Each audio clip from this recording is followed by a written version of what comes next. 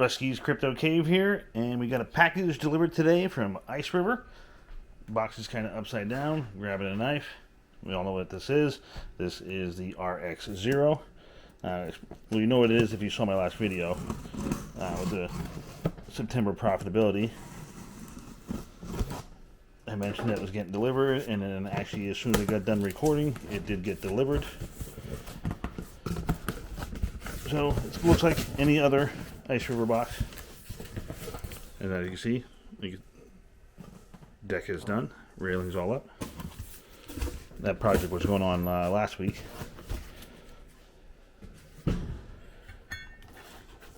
Here is the miner. I thought I ordered this one with the power supply, but I guess I didn't. So, Iceriver RX0. Now I gotta look around to see if I have a power supply for this. I should, but not 100% sure. So, because I think I did have some original power supplies from my original KS0, so I gotta figure out where the hell I put them things at. But I'm gonna get this bad boy fired up, get it up and hashing away, and see what she makes. Didn't have to look too far. Actually, right next to me on the table, I had a brand new one in the box. It's the 180 watt adapter that I've been using for all my other ones. So open the guy up. Got all kinds of different connectors and stuff. Your power cable and all this. So I had the 180 watt ready to roll. Just because if I ever do decide to overclock it, because it seems like I'm coming out with overclocks for these guys pretty frequently. So I'll be good to go with that when they do. So that is the unit that I'm running, 19.5 volts, up to 180 watts. So the device will use 180 watts. So I do have some headroom. If they do an overclock and it maybe uses 150 or so, that'll be good. Any more than that might be pushing the limits. So, all right, let's get this bad boy plugged in. Alright, we got set up in kind of like a junk room, collect all room, whatever you want to call it. But I have my test bench in here, I have my router in here, the AL0 is in here, and then also I'm setting up the RX0 in here. So, bend down to plug her in, and then we're going to get her fired up. Just had to shine some light on it. There's a Helium mobile indoor device. So we got started up. I'm going to get the notification here soon on my phone, and I'll get the IP address because of my ASUS router. That guy right there will send me a notification on my phone once it connects. All right, there's the notification I got. Kind of hard to see.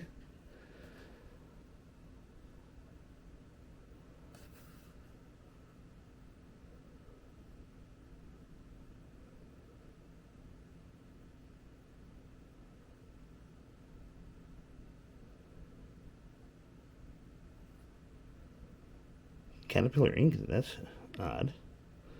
But it looks like it should be 192.168.50.54. So we'll see if that's it. Alright, we got the IP from my app, and it was the 192.168.50.54. We're going to go to ViperNet, that's where we're going to mine our Radiant to. They have a calculator here, 260 gigahash, I believe is what this device is supposed to be. I'm going to back this down per day. $1.28. Yeah. So that has dropped off substantially. So we'll see. But I'm going to hit start mining. We're going to do pool mining. We're going to select the region. This will probably be the best one.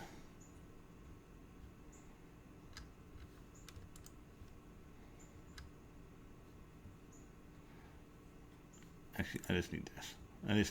I don't need to, yeah. So we're going to copy that guy. Actually, now we're going to do this. 5067. And then here is the login, the IP. It's admin. It should be 123456778. So we're gonna log in, sure, we'll save it. And it is currently mining 200 accepted shares to hum pool. So we're gonna get that shit out of there. The Micey boys got enough money.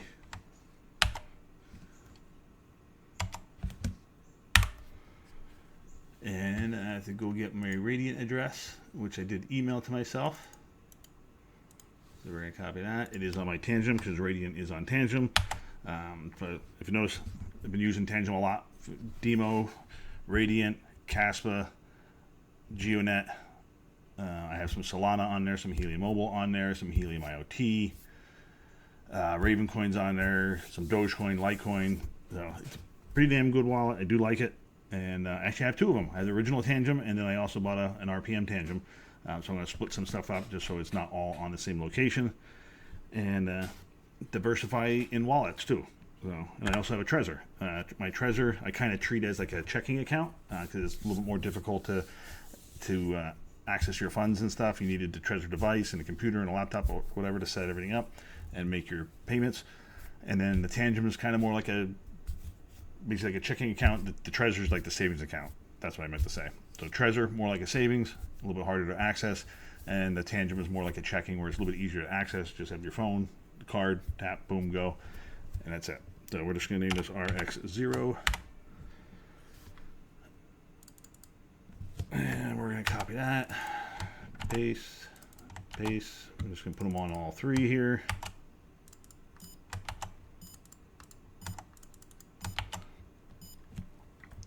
Advanced speed of list, let do auto, hit save. Hit OK. So that should be all set. And then we're going to give her a reboot. So this will take a few minutes to restart.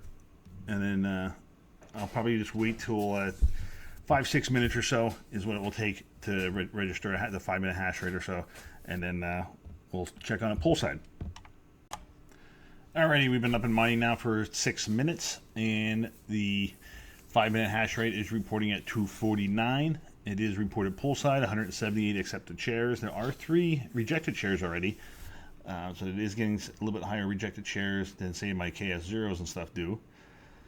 But it's a brand new miner. We'll see how it works. We are on ViperNet. It says 2 workers are mining Radiant. And what 2 workers are they?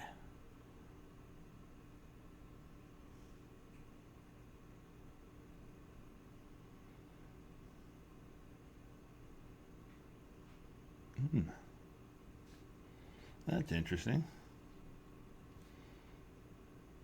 Pretty sure I have everything saved here.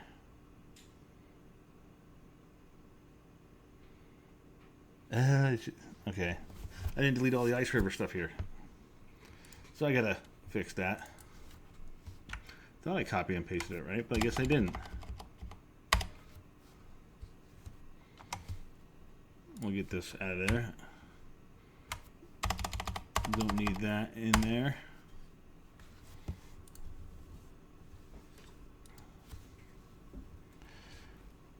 We'll give her a quick restart again, just so I get that cleared out. We don't need that being boogered up in there. Everybody makes mistakes. So it's probably not going to connect it right away, but now seeing I have a better ping to US East, which I think I am on. Yeah, whatever. But it's up, it's mining, hashing away, and then we'll give an update on this a little bit later. I am going to create another page in my spreadsheet here that I have for the AL0. So I'm going to do the exact same thing. So we got this bad boy up and mining at 2:20-ish on October 2nd. And so I'll mark that date down on here. So we're basically just going to do copy this sheet. Copy to... I'm going to duplicate it. And then I rename this RX0.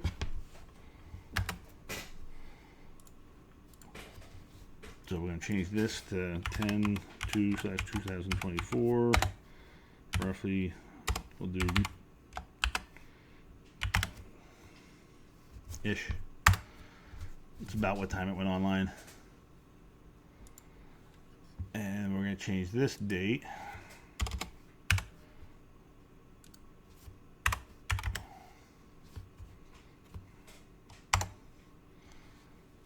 So now it's been intently on for 0 days because that's today. This is all going to show all 0, so I'm going to just delete all this stuff. And we'll start logging some Radiant transactions and see how long this bad boy takes to mine. I gotta look up the info as far as the exact amount of Ethereum I spent. I do remember, I think it was 22.17 was the price of Ethereum when I spent it. And I'm thinking the amount of Ethereum I spent was pretty close to, it was 0.2 something. So it was probably about pretty close to the same amount of Ethereum I spent, but the value was a whole hell of a lot cheaper. So it was $3,400 when I bought the AL0. It was like $2,200 when I bought the RX0. So I'll get this all updated, and then we'll keep track of it. So keep a lookout for those videos in the future. Maybe we'll do another follow-up video in about a week to see how it goes and see what the profitability is down to. Because currently, as the calculator saw, $1.28 a day probably cost about 25 cents or so to run per day at 100 watts. So yeah, about $1 in profits a day. So ish, that's what we're estimating. So we will keep track of it and see how long this takes to break even, if ever.